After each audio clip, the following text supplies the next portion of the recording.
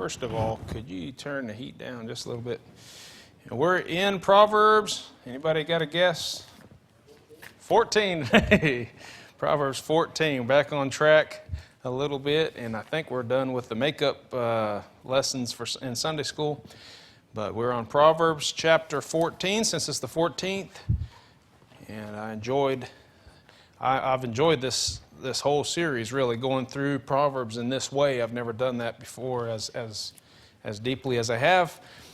This one, it's a little harder than some of the ones where I've been able to just kind of pull out some main thoughts out of all the verses, and they kind of all fit into some kind of category. This one, it's very sporadic, I think, but I'm going to pull out a few thoughts out of here that I think will help us tonight. I feel like the Lord's laid on my heart, but we're going to first, as I've done most of the time, is read all the verses. Don't fall asleep on me, though. We're going to read all the verses, and then we'll break them down with a few points. All right, Proverbs 14 starts off with women. We just talked recently. We were in Proverbs 31 talking about the virtuous woman, and I said how most of the Proverbs deal with the men. They're geared towards the men, but this one starts off with the women. Every wise woman buildeth her house, but the foolish plucketh it down with her hands. He that walketh in his uprightness feareth the Lord, but he that is perverse in his ways despiseth him. And the mouth of the foolish is a rod of pride, but the lips of the wise shall preserve them. I'm going to try not to say anything. I'm going to come back and deal with some of these, so I'm just reading. Where no oxen are, the crib is clean, but much increase is by the strength of the ox. A faithful witness will not lie, but a false witness will utter lies. A scorner seeketh wisdom and findeth it not, but knowledge is easy unto him that understandeth. Go from the presence of a foolish man when thou perceiveth not in him the lips of knowledge. The wisdom of the prudent is to understand his way, but the folly of fools is deceit. Fools make a mock at sin, but among the righteous there is favor. The heart knoweth his own bitterness, and a stranger doth not intermeddle with his joy. The house of the wicked shall be overthrown, but the tabernacle of the upright shall flourish. There is a way which seemeth right unto a man, but the end thereof are the ways of death. Even in laughter the heart is sorrowful, and the end of the mirth is heaviness. The backslider in heart shall be filled with his own ways, and a good man shall be satisfied from himself. The simple believeth every word, but the prudent man looketh well to his going. A wise man feareth and departeth from evil, but the fool rageth and is confident. He that is soon angry dealeth foolishly, and a man of wickedness devises hate. And a man of wicked devices is hated. The simple inherit folly, but the prudent are crowned with knowledge. The evil bow before the good, and the wicked at the gates of the righteous. The poor is hated even of his own neighbor, but the rich hath many friends. He that despiseth his neighbor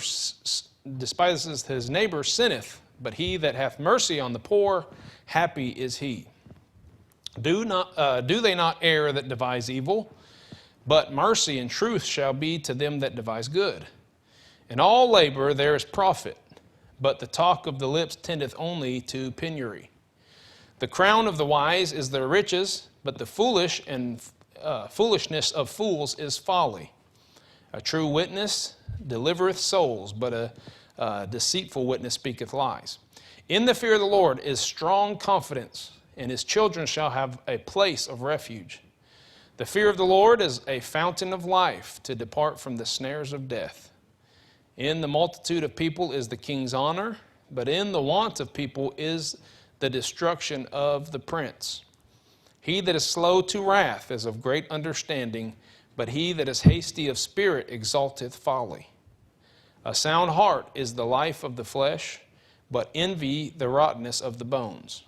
He that oppresseth the poor reproacheth his maker, but he that honoreth him hath mercy on the poor. He that honoreth God hath mercy on the poor. The wicked is driven away in his righteousness, but the righteous hath hope in his death. Wisdom resteth in the heart of him that hath understanding, but that which is in the midst of fools is made known. Righteousness exalteth a nation, but sin is a reproach to any people. The king's favor is toward a wise servant, but his wrath is against him that causeth shame. You see, there's some great verses in there, some very popular ones that I've heard entire messages preached off of just one or two of these verses. And so a lot of messages can come out of this, but we're going to break it down. And here is the title of the message tonight: Evidence that work is being done. Evidence that work is being done. It's clear all throughout the Bible, and of course we've seen it a whole lot in Proverbs, that our jobs as Christians should be to do the best that we can at whatever God has given us to do the best that we can, and of course to the honor of the Lord. Look at verse 1 again. Every wise woman buildeth her house. You know, and I wondered there for a second, pondered on the idea, why did he talk to the women right here? You know, why does the woman build up her house? Well, that's kind of the role or the job of women. You think of they're constantly building up, maybe not laying brick and you know, cutting wood and doing all that, but just building up the house, you know, buying things for it, decorating it, and not just that, but the people in it, investing in them, raising the kids, doing all this. She's building her house, wants it to be a success, wants it to grow. That's her job. And when we talked about the virtuous woman in Proverbs 31, I said, man, there's really, of all the hard workers that don't probably get the amount of praise that is due to them, you can see a lady like that, the virtuous woman, but her job is to build up her house. But if she was a foolish woman, she would then pluck it down with her hands, right? So we see right away that even in that situation, the application can be made there. Okay, look at verse 23. I like this verse. It says, in all labor there is profit, but the talk of the lips tendeth only to penury. Now that would be like poverty, or just you know, the lack of something, like the penury. So what it says is, all labor there's profit. You ever watch someone do something and said, man, that guy's just wasting time? I've talked about this before, but how you can get caught up on watching YouTube videos, and sometime you're like, what did I just watch? I can't remember what the illustration I used one time, but it was like, okay, this is just too. Oh, it was like, it was something about a hair. Okay, it was a YouTube advertising, like the next YouTube, you know, making a suggestion for you, and it was like this guy secretly puts hamburgers on people's heads. And I was like, okay, now, what, you got to have something to do with your life, right? Don't put hamburgers on people's heads, and somebody sleeping in on the bus stop or something, put a hamburger on his head and take a video of it, put it on YouTube, right? Get thousands of watchers, you know, monetize that thing and make lots of money, I guess. But I've been caught up lately on watching something, and you think, oh man, he's just wasting his time, and maybe I am, but in all labor, there's profit, right? So I've been watching this guy takes these old tools, and like old, just real ancient tools that you would find buried in the garage somewhere. People forgot they even had it, like vices or something like that, and they're rusty and they're falling apart. A lot of guys would throw them away or maybe take them to the dump or whatever. And what this guy does, takes them completely apart, gets all the rust off of them, sands them, polishes them, paints them, and you're watching that thinking, boy, that was a lot of work. He could have just bought another one, probably saved a lot of money, but to him, this was his pride and joy. This is something that he enjoyed doing. And you think, well, that seems like a waste of time, but to him, doing that, he's probably learning things. There's probably some benefit to that. I know I got a pastor friend who has learned several languages, and I've asked him, like, do you ever find it to be useful? You know, he knows German and Spanish and I think Romanian, some other kind of languages along that line, Greek, pretty well. I mean, I'm not saying he's fluent in all these, but I said, man, do you find benefit in using all those? And here's what he said. He said, I've found that the Lord blesses everything I learn. And he said, what do you mean by that? Well, the more you know about anything, the more arsenal you have. You understand what I mean? Like something that you can pull out and say, hey, I know about this. You know, I never knew how many people were involved in ultramarathons, and there's not a whole lot, but how many are involved until I started doing ultramarathons. And then all of a sudden you just run into people and you know, right? And you can have a conversation with them. And I'm not saying, everybody's got their own thing, but there's some kind of work that you're doing. And the Bible says that all labor is profitable. But the idea is we're supposed to be laboring. And the idea is that we labor, whatever our hands find to do, we do it with all of our might, and we do it as unto the Lord, and He'll bless that, and He'll use it. It might be that you're knocking on doors and find out somebody, you open up the door and they've got something in there. You know, if I was a man that restored tools, might talk to some guy and see on his porch he's got all these tools that have been restored and say, hey, you never know how the Lord will use it. The thing is, we ought to be doing something productive and something with labor. Okay, I think that's kind of the job of Christians. Unfortunately, many of us get to the point where work is that four-letter word, right? Work. Oh, I don't want to work. I just want to, whatever, sleep the day away or something, and we don't really want to work. Of course, the ideal situation would be to have a job that you just love. I believe I got that job. I love my job. Yeah, and if you love your job, what do they say? You never work a day in your life, right? Because every day you go to work, you're actually going to what you love to do. And so it makes it a whole lot easier to do. And not everybody, unfortunately, has that, but whatever we are doing, we ought to do it to the best of our ability, okay? So the question is, and I think we can pull some things out of this chapter here, the question is, how do we know that work is being done? What are some signs or some examples that work is being done? Let's look at a few things here. The first thought I want to look at is this: less talking and more action. Now, look, I'm talking to church folk. I love fellowship. I love hanging out as late as you can. Okay, don't misunderstand this. There's a time to talk.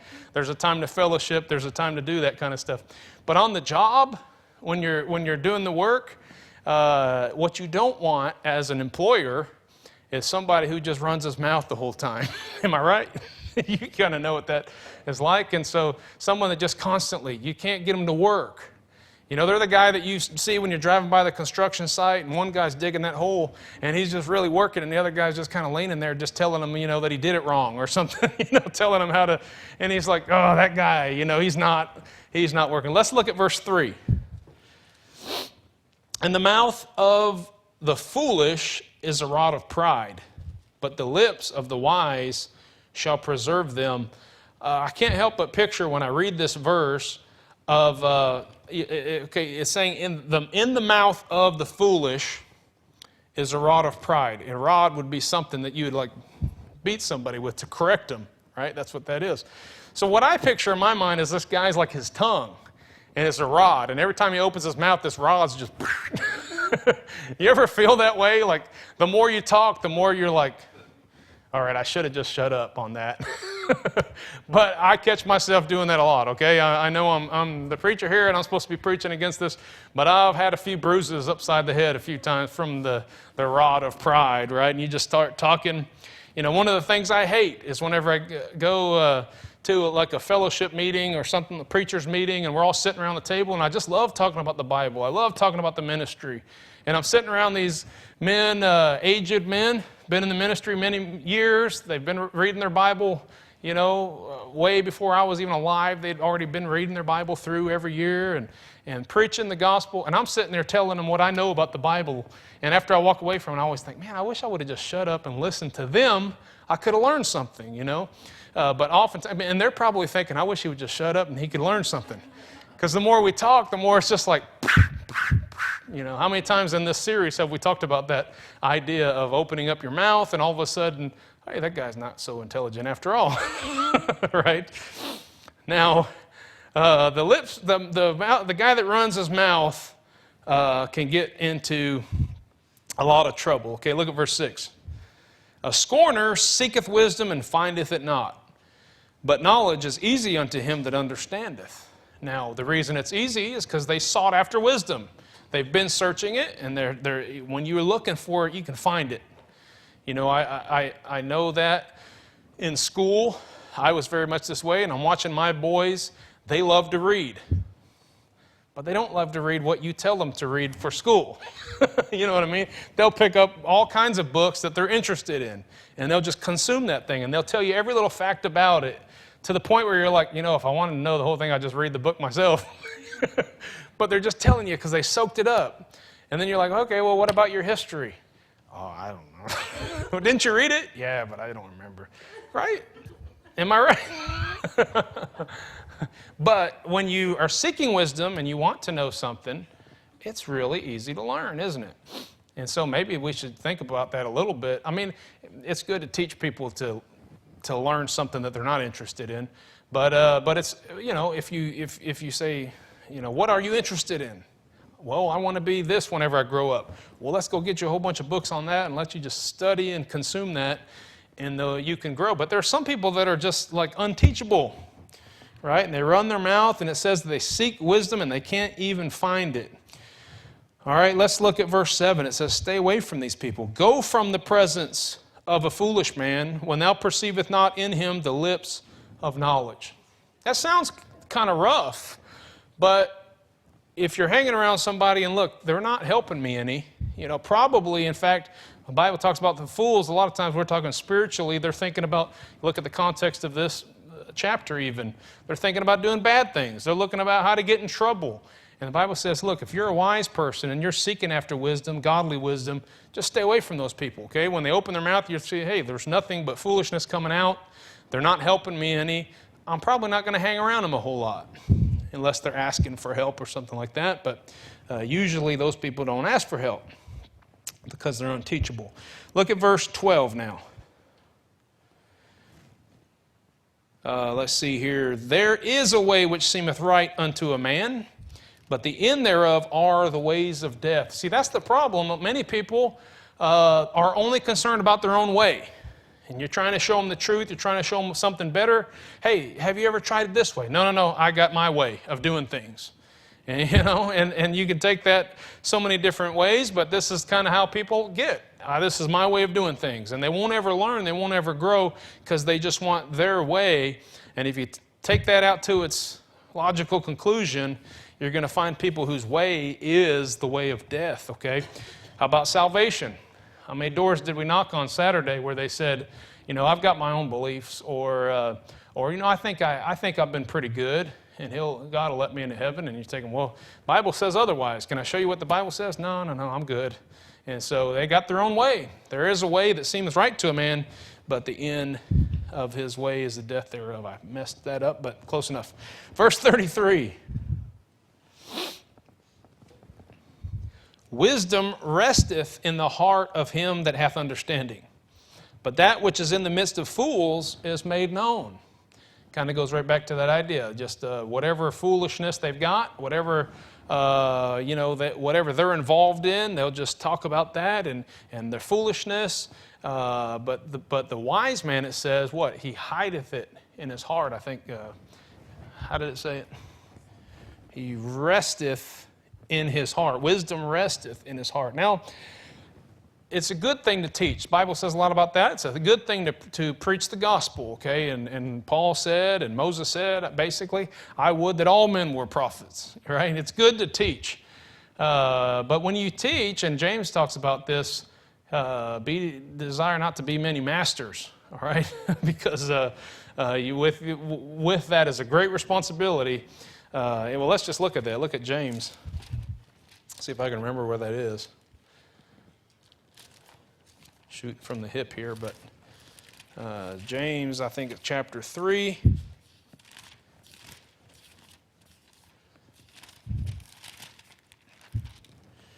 My brethren, be not many masters, knowing that we shall receive the greater condemnation. For in many things we offend all. If any man offend not in word, the same as a perfect man, and able also to bridle his whole body. The point I'm trying to make is simple, that there are people who are called to teach, okay?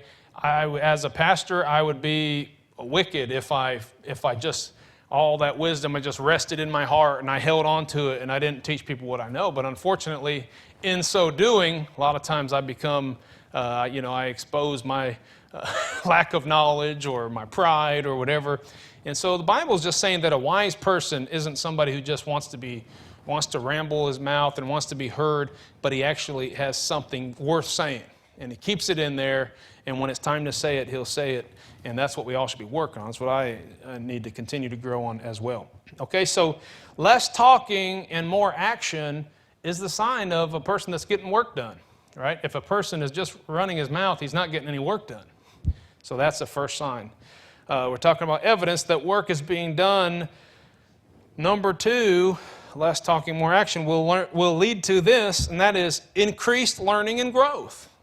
That just only makes sense. If a person's working, he's growing, he's learning, he's studying the manual, he's doing what he's supposed to do. I'm thinking about on the job. He's trial and error.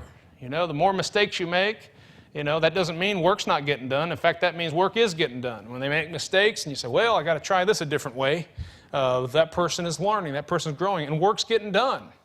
Now, sometimes it seems like he's making more work for himself, right? When we're working on stuff like this room over here or different things Zachary and I have done. Now, honestly, I'm not a super handyman, okay? So I have to learn some of these things, and then I'm teaching him, and we're learning together. And sometimes we end up, it's like, man, if we would have just done this right the first time, it would have saved so much, effort and everything. You got to tear it down, redo it, and get the level out. I should have leveled it the first time. I'm just hypothetically speaking, of course. I'm not saying we did that over here, but anyway, but certainly. But you know what? Now you learned what not to do. And the next time you approach a job like that, it gets a little bit easier and a little bit better. So the labor is rewarding in that way, and it leads to increased learning and growing. So is somebody learning and growing? That's a sign that there's work being done, okay? Let's look at a couple verses here. If we're working, regardless of what the work is, remember all labor is profitable. We should actually be getting better at things that we're doing. Let's look at verse 11. Eventually, the things that you're doing are everybody's going to see that they last and they're good. And this is an interesting verse. What did I say, 11? The house of the wicked shall be overthrown, but the tabernacle of the upright shall flourish. Now, if you're like me, the first time I read that, I just kind of zipped right over it, and it didn't quite leave the impression. And then I began to think about this. You know what a tabernacle is? It's a tent. Okay. Well, we can make a lot of application about the tabernacle, but a tabernacle, just the basic definition of tabernacle in the Bible was a tent or a booth. So in the Feast of Tabernacles, remember we talked about that recently, the Feast of Tabernacles, basically what they would do is it was like camping. It really was. They would set up these booths made out of wood. They just set up like a little, what do you call it, like a shelter. If you go in the woods and make a little shelter, it's kind of what they were doing. Well, what that text says is that, let me read it again so I don't mess it up. The house of the wicked. Now, a house is something more permanent. The house is, you build out of wood, and you're making it last, and you're thinking this is long term. Tabernacle is just a temporary thing, like a tent or a shelter. The house of the wicked shall be overthrown, but the tabernacle of the upright shall flourish. So I think the picture here is that you got a wise man and his tent outlast the wicked man's house. Now, the funny thing about that is, I don't want to use myself as an example, but we have what do you call it?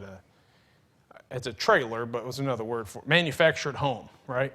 That's kind of a more temporary thing. It doesn't really last that long. But I believe that and by the way, there have been, since ours was built, there have been others in the Iola area that were very similar to our trailer. And they're just trash now. They're just falling apart. They're just run down.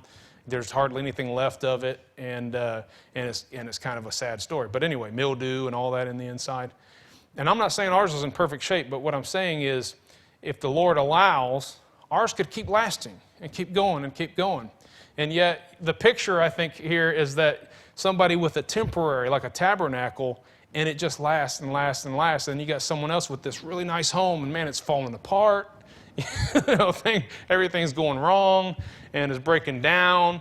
And I think the idea is this: a person who is working and learning and growing and wise, things are going to last. Things are going to keep being fixed. Things are going to, remember that parable that we read? I don't remember where, recently in Proverbs, where he looked out and he saw this garden, and it was just overrun with all these weeds, and the fence was breaking down and all that. And he was like, man, that really is fitting to describe what a person is like when they just give themselves to laziness and rest, and everything just kind of falls apart on them. That'd be easy to do. We've all probably been guilty of that. And I know I certainly have let things go and not be persistent in fixing and making things better and all. But remember, we're making a larger application. We're not just talking about one or two areas in our life. We're talking about the Christian life in general, okay, and applying ourselves to godly wisdom and such. Look at verse 15. The simple believeth every word, but the prudent man looketh well to his going. I thought about the Bereans. Paul said the Bereans were more noble than these, and that they searched the Scriptures daily to see if these things were so. Some people just listen to something, and they'll just believe it. I mean, that's our media to a T. People just hear that. They'll read something in the paper or online, social media, and they'll say, oh, can you believe it? And they'll just pass it on as fact. And it's like, you didn't even check that out first. We've got to be careful, but a wise person is going to look into it. And everything in their life, they're going to be diligent about finding out, is this right? Have I been lied to? About doctrine or about whatever it is. A wise man will look into a matter and try to figure it out. Here's the other thing, and this was the main point when we did Proverbs 31. The end result of working hard and increasing your growth and your learning, the end result is always worth it. Let's look at a few verses here. Verse 18. Verse 18 and 19. The simple inherit folly, but the prudent are crowned with knowledge. In the end, if nothing else, you've grown in knowledge and understanding of matters. Verse 19, the evil bow before the good, and the wicked at the gates of the righteous. In the end, the results of all the hard work and diligence pays off. 24, the crown of the wise is their riches. Now, I want to point this out, that we're not just talking about, when you think of riches, we've all pretty much got the idea of money and better things or whatever, but that's not necessarily always the case with a righteous person or someone who's seeking after the godly wisdom. Sometimes their riches aren't found in those material things, you know what I mean? But they are going to be growing. They are going to have some fruit and something left behind that says, hey, this person is wise. Okay, the crown of the wise is their riches or their fruit, what they produced. But the foolishness of fools is folly. Verse 27, the fear of the Lord is a fountain of life, to depart from the snares of death.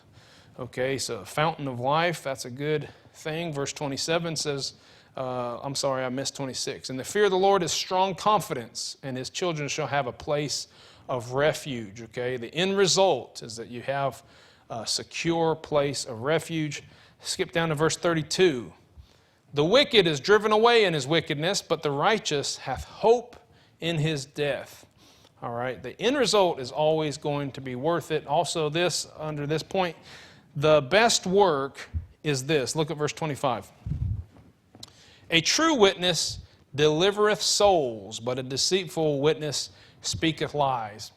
Our work, if we're a wise person, the work that we do should be helping people, should be delivering souls, right? Of course, the greatest work is leading people to Christ. We know that. And the greatest work should be investing in people, like laying our treasures up in heaven, seeing things that are going to help and prosper in the Lord's work. That's the greatest thing. Verse 31 is another example. He that oppresseth the poor reproacheth his maker. All right, we've talked about this before. Somebody who their poverty's out of their hand. I'm not talking about someone lazy, unwilling to work, but a situation has caused them to have a hard time. Maybe they're disabled. Maybe they just literally cannot help themselves. There's nothing they can do. a person that would oppress them reproacheth his maker, the person that made him. Because he couldn't help it. God made him the way that he is. And so to just cast that person aside and oppress him or whatever is actually to curse God who made him, and complain about what his will was for his life. Okay? But he that honoreth him hath mercy, honoring God, hath mercy on the poor. All right? So the best work that we can do is to invest in others and to see others to prosper, not just ourselves. Okay? When we talk about growing, our riches, our success, all that stuff, we're not talking about just living a luxurious life that's going to come to an end and do us nothing in eternity, but everything we do should be focused on something that's going to benefit the Lord's work. All right, final point, and this won't be very long. Here is a sure sign, evidence that work is being done, okay? More messes and more expenses. All right? Look at verse 4. I love this verse. It's very eye-opening. Where no oxen are, the crib is clean, but much increase is by the strength of the ox. Do you get the picture here? Like, you could say, well, look, I don't want a stinky ox. I don't want my barn, it's nice and clean. I don't want to have a stinking ox in there that's going to mess it all up. I'll just, I'll till the ground by hand. I want everything to be clean, so I'll just forget the ox. I'm just going to till it by hand. Yeah, but the thing is, if you had the ox, you'd be able to get a whole lot more work done. Yeah, it's going to be stinky. Yeah, it's going to be messy. You're going to have a nasty animal to deal with, but the work's going to get done, right? And so sometimes we have to think about that in terms of the investment that we make being worth it, okay? So, here's an example. There are a lot of people who can't have kids. Nobody is doing anything wrong by not having kids. Okay, that's not my point at all. But have you ever met anybody that just refuses to have kids? Like, that's just too much work. I'm going places in my life. I've got things I want to do. I don't want kids to get in the way. And I'm thinking, well, number one, that's selfish. I believe that's disobedient to the Bible, really, because he made it clear in the beginning, be fruitful and multiply. I'm not saying, like I said, if somebody can't have children that they're doing something wrong. because the Bible makes allowance for people who don't even choose to get married. They don't even want to be in that kind of relationship. They just give themselves to the Lord. That's a good work, okay? And that's something to be praised. But if a person can have kids, I believe they should. What a reward. And what about leaving something in this world? There's no greater thing you can leave than to have a child and to raise them and to raise them to love the Lord. And what's the Bible say? Children are like arrows in the hands of a mighty man, right? Blessed is he whose quiver is full, right? The more kids you have, our quiver was full at 3. No, I'm just kidding. But the more, anyway, the more arrows you have, the more work can accomplish, right? Yeah, the more times you can miss. If you only got 3 arrows, man, you got to really make sure they're... But some people say, no, I don't got time for kids. I just got to... Yeah, but think about all you can accomplish with children if you're able to do that. Okay, here's another example. Let me see here. Okay, have you ever seen a growing, thriving city? I'm trying to think of some, like, I think it was a little bit like that in Houston, when everyone went to Houston, which wasn't my favorite city of all places. Some big town. There's some places in Florida like that. I'm sure all over.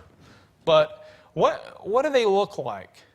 You see, if you see a postcard, it looks beautiful. But what's it look like when you're really there? I think someone said something. I don't know what they said.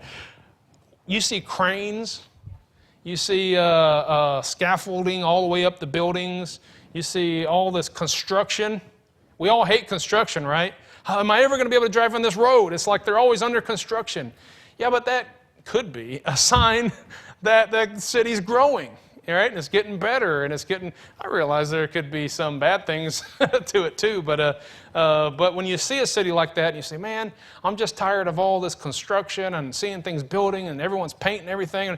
Yeah, but if they don't do that, and nothing's getting done, And then it's just like, well, we like our city the way it is, and we'll keep it clean, keep all these construction workers out. Well, now you're going to have potholes, you're going to have buildings falling apart, and you're going to have all this kind of stuff. A good evidence that work is being done is a mess. And look, we need to do a whole lot more work on this church, and we need to bring more people in, no doubt. But I think about the young kids that sit here. I'm not calling you young kids, but I'm saying the young kids that sit here on Sunday mornings, sometimes when we bring them over, whatever. And I remember just walking by, seeing little torn tissues. Where did they get the tissues? Somebody keep the tissues away from the kids. Or you'd see songbooks just all over the place, or something put in there, or candy wrappers. And it would get real easy. And I've actually heard of churches doing this. Forget children's ministry. Too much mess. They're destroying things. They're writing on the walls. They're chipping. You ever seen a little kid? I remember watching one time, the whole service, I was watching this kid, and I'm like, I need to get up and go do something. And he's picking at this, this thing was coming off on the pew here, and he's picking at it. And I'm like, he's destroying property. But that pastor was probably like, I'm just glad he's here. And he's listening to the preaching. Some of that's getting in. He's picking up some of these songs and hearing the singing. Some of that's getting to him. And who knows what the Lord will do with him in the future. But that investment is worth it. Sometimes, man, it's messy. It's hard work. It's like tiresome, but it's worth it. One more example, and that's power tools. When we were working in here, there were some, and other places as well, that we've worked on things, and I get sandpaper. And that's the messiest. I hate that, because we got to take everything out of that room, and we're still cleaning dust. I don't know if you noticed one night, I guess that would have been Wednesday night, when Brother Dedman was here preaching, and I sat down there to watch him preach, and I noticed all this was, and I know our cleaning crew, I've watched you guys. You dust everything. But we had just been sanding that day, and all that dust came in here, and it was all over here, and I'm looking at that like, oh, that's terrible. But what happened was I got the electric sander out, and I was sanding some of that drywall that we did and everything. I'm talking about, it was so easy, but it was messy. And so the next day we got everything out, and I taped things off, and I said, I'm not going to make it that big of a mess this time. I'm just going to get one little piece of sandpaper and go. And man, after a while, I'm like, get me that electric sander.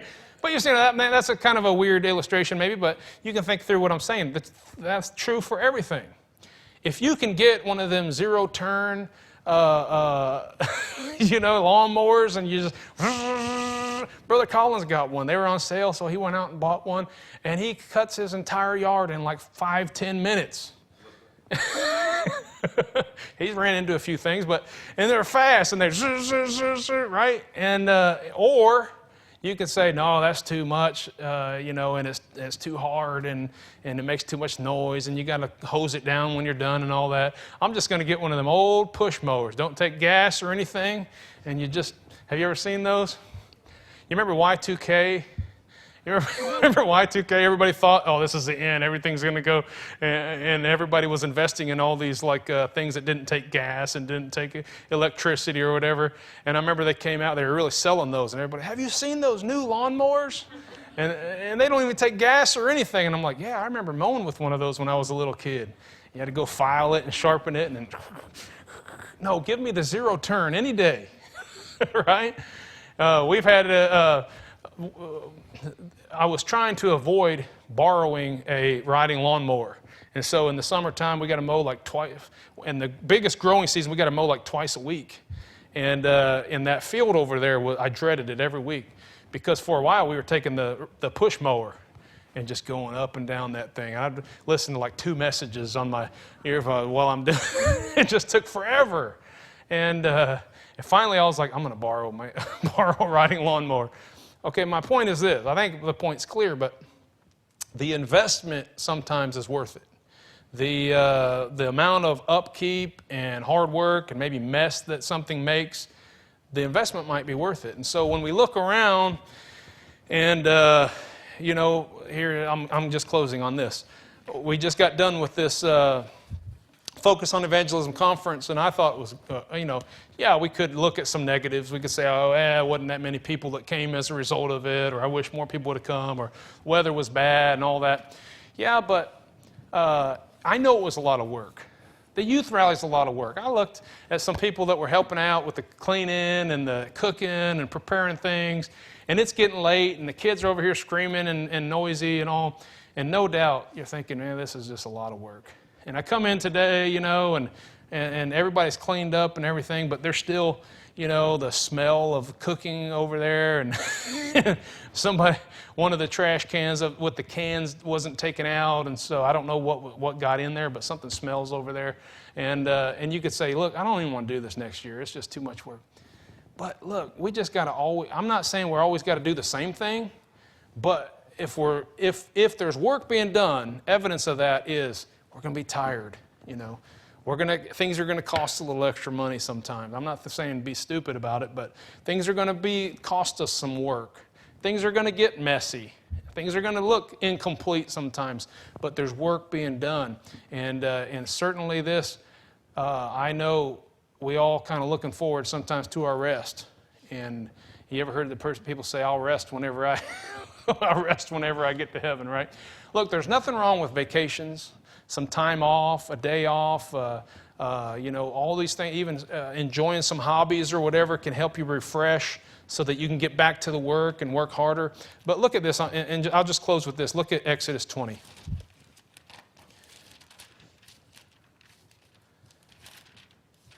You know, I could take you to a lot of verses in Genesis when God put Adam and Eve, and he gave them work to do, and he said it was good for them, actually, to do this work. And then Exodus 20, when God gives the 10 Commandments, a lot of people think about that day of rest. You know, oh, he gave us a day of rest. And you better honor that day of rest, right? You better honor that. That's a commandment. But look what it says, verse 9. Exodus 20, verse 9. This is the commandment right here.